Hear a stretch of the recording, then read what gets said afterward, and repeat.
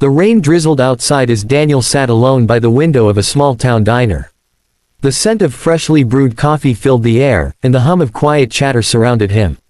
He often came here after work, just to think, to eat in silence, and let the noise of the world fade away. Tonight felt heavier than usual. His divorce had finalized last week, and his apartment, once filled with laughter, was now nothing but walls and echoes. He ordered his usual, chicken soup and toast. He thought he'd eat alone, just like every other night. The waitress brought his meal with a polite smile, setting the steaming bowl before him. Daniel thanked her softly and looked out the window. Raindrops chased each other down the glass, like tiny reminders of the tears he didn't want to shed. He picked up his spoon and stirred the soup absent-mindedly. That's when he noticed them, through the diner's glass door, a woman and a small boy, both soaked from the rain. The woman clutched the boy's hand, her eyes scanning the tables nervously. There was a quiet desperation in her face. They stepped inside hesitantly. The woman, wearing a worn-out coat, guided her son to the corner, whispering something. The boy looked about 5 or 6, his brown hair dripping wet, cheeks red from the cold. The waitress approached, and Daniel overheard the woman's soft voice, "Could we just stay a while? My son's hungry, but I don't have enough for a meal right now." Her voice trembled, but her eyes stayed brave. The waitress hesitated, torn between policy and compassion, before nodding gently and guiding them to a seat. Daniel froze. Something about those words hit him deeper than he expected. He'd known hunger once, not of the stomach, but of the heart. He knew what it was like to feel small in a big, uncaring world. He looked at the boy, who was staring at the menu with wide, hopeful eyes, and something inside him stirred. Without overthinking, Daniel waved at the waitress and whispered, "Can you add a meal for them to my bill?" The waitress looked surprised but smiled knowingly. "Of course," she said, her eyes softening. The woman noticed the waitress speaking to Daniel and turned toward him. Their eyes met, hers filled with confusion and cautious gratitude. Daniel simply smiled and gave a small nod.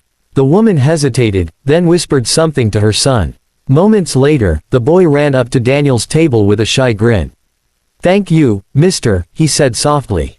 Daniel's chest tightened. "You're welcome, buddy," he replied. "What's your name?" The boy puffed up proudly. "Eli," he said, before darting back to his mother. The waitress brought out their meals, pancakes for Eli, and soup for his mother. The warmth seemed to return to their faces almost instantly. Daniel continued eating, pretending to be focused on his own plate, but he couldn't help smiling every time Eli giggled.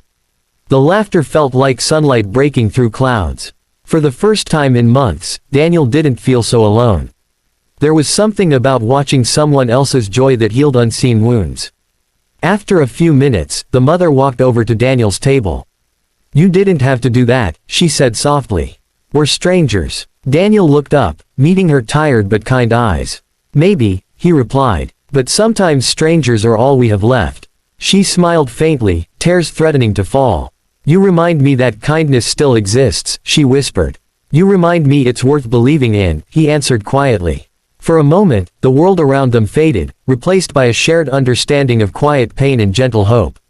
Eli came running up again, clutching a crayon from the restaurant's coloring menu. "Mom says we should thank you properly," he said, sliding into the chair opposite Daniel. "Can I sit here?" Daniel chuckled. "Of course." The boy began drawing on a napkin, his tongue sticking out in concentration. He drew 3 stick figures, one tall man, one woman, and one little boy holding hands. He pushed the napkin toward Daniel proudly. "That's us," he said. Daniel blinked, struggling to hold back emotion. "It's perfect," he whispered. As they ate together, Daniel learned that the woman's name was Maya, and she'd been struggling since losing her job 2 months ago. Her husband had left soon after, unable to bear the weight of their circumstances. She'd been searching for work, but with a child to care for, it wasn't easy. Daniel listened quietly, his heart aching with empathy. He knew that loneliness. He knew that feeling of fighting battles no one else could see.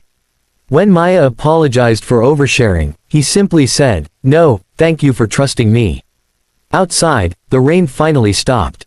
The city lights shimmered on the wet pavement, reflecting like stars fallen to earth. Inside, laughter echoed softly as Eli told Daniel stories about his school and his dreams of becoming a firefighter. Daniel found himself laughing for the first time in weeks. When Maya looked at him, her smile was tired but genuine. "Thank you for letting us stay a while," she said. Daniel smiled back. "Stay as long as you need." The clock on the diner wall ticked softly, marking the quiet rhythm of their shared moment.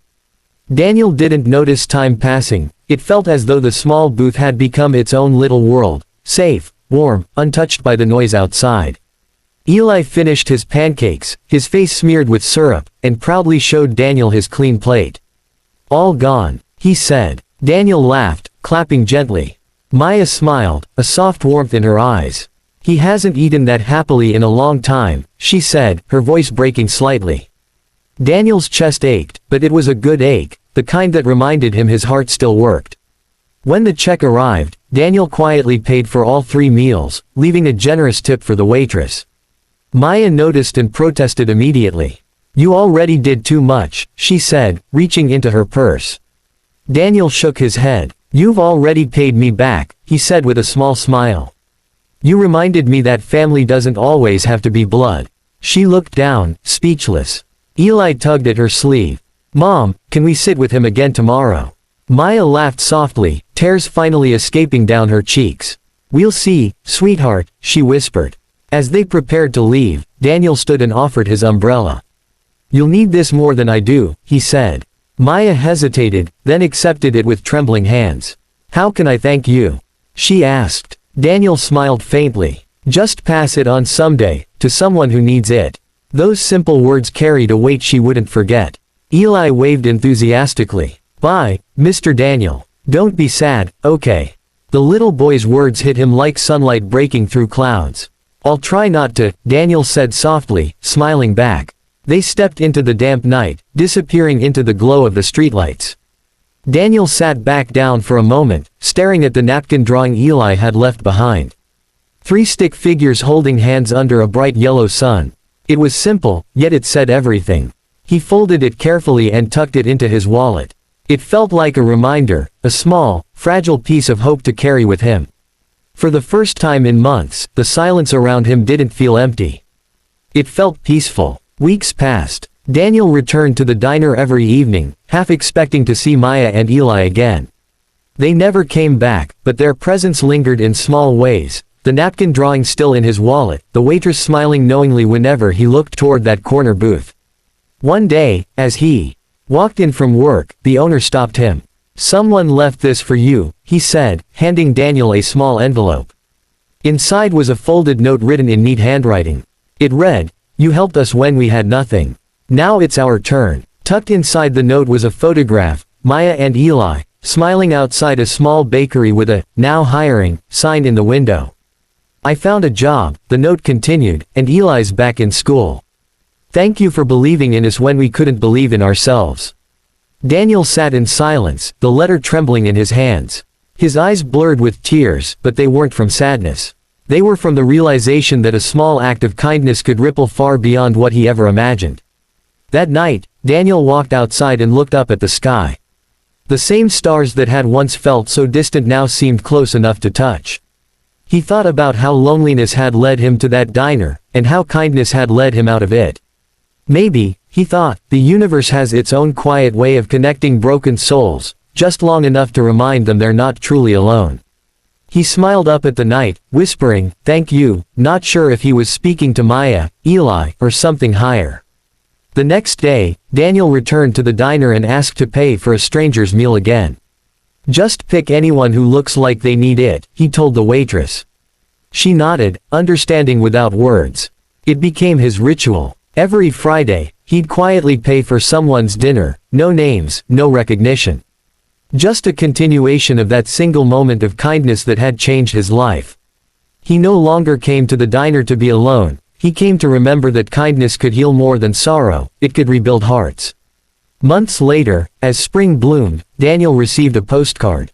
It was from Maya and Eli. The front showed a field of sunflowers, and on the back were just a few words, "We never forgot you. Eli says hi, and thank you for the pancakes." Beneath it was a child's drawing of 3 stick figures, holding hands again, only this time with a 4th one added, a small dog beside them. Daniel laughed through his tears.